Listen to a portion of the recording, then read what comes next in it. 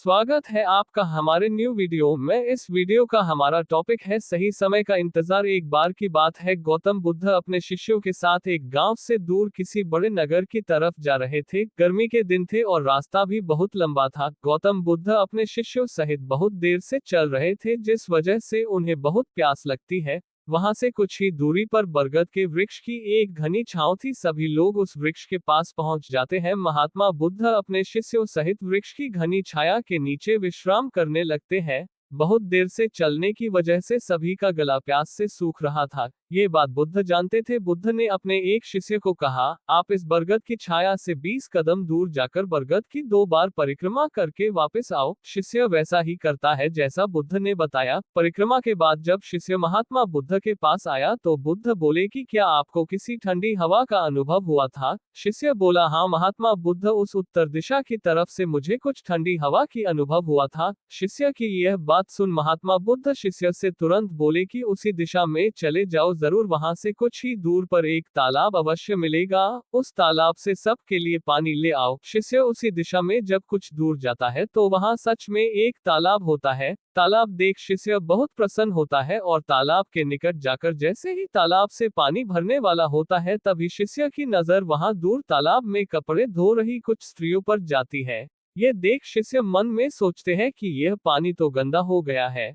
लेकिन जब शिष्य ध्यान से तालाब के पानी को देखते हैं कि अभी भी तालाब का कुछ पानी साफ है, इतने में 2 बैलगाड़ी जोर से तालाब के किनारे से होती हुई निकल जाती है। बैलगाड़ी के पहिए तालाब की मिट्टी के ऊपर इतनी जोर से निकलते हैं कि तालाब के नीचे बैठी बहुत सारी मिट्टी तालाब के ऊपर आ जाती है, जिस वजह से तालाब का बचा हुआ पानी भी गंदा हो जाता है। ये देख शिष्य बिना पानी लिए क्रोध में महात्मा बुद्ध के पास वापस चला जाता है। शिष्य बड़े ही निराशा भाव से महात्मा बुद्ध को सब बात बताता है।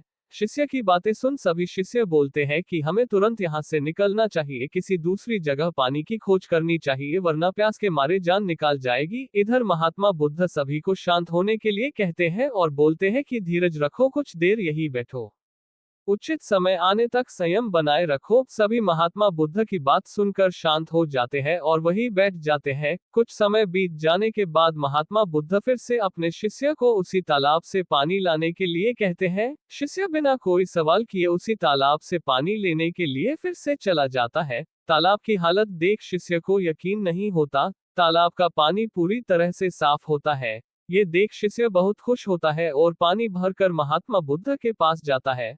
सभी पानी पीकर अपनी प्यास बुझते हैं, लेकिन अभी भी सबके मन में ये एक सवाल था कि आखिर यह चमत्कार हुआ कैसे? तालाब का सब पानी तो गंदा था। उन्हें लगा कि जरूर ये बुद्ध की शक्ति है। इनमें एक शिष्य ने ये सवाल महात्मा बुद्ध से पूछ ही लिया कि यह चमत्कार आपने कैसे किया? शिष्य का जवाब देते हुए महात्मा बुद्ध बोले कि यह कोई चमत्कार नहीं, यह आपके सब्र का फल है। ये फल है आपके सब्र बनाए रखते हुए उचित समय के इंतजार का। जितनी देर हम सब लोगों ने सब्र किया, उतनी देर तक तालाब के पानी के ऊपर तैर रहे सभी गंदे तत्व और मिट्टी तालाब के पानी के नीचे बैठ रहे थे। फिर कुछ देर बाद शिष्य जब वहां तालाब के पास पहुंचा, तब तक सब दूषित कण नीचे बैठ चुके थे, जिस वजह से तालाब का पानी पहले की तरह साफ हो चुका था तथा तालाब साफ दिखाई दे रहा था। यदि उस समय आप लोगों ने सब्र न किया होता, धैर्य न रखा होता, तो आप सब इतनी गर्मी में पानी की खोज में प्यासे रहकर शायद अब तक मृत्यु को प्राप्त हो गए होते। क्योंकि यहाँ से अगला कोई तालाब है या नहीं, और होगा भी तो क्या उसका पानी साफ होगा या नहीं? इन सब कारणों से आप कभी प्यास न बुझा पाते और प्यास से मर जाते। वीडियो अच्छी लगी हो तो लाइक जरूर करना।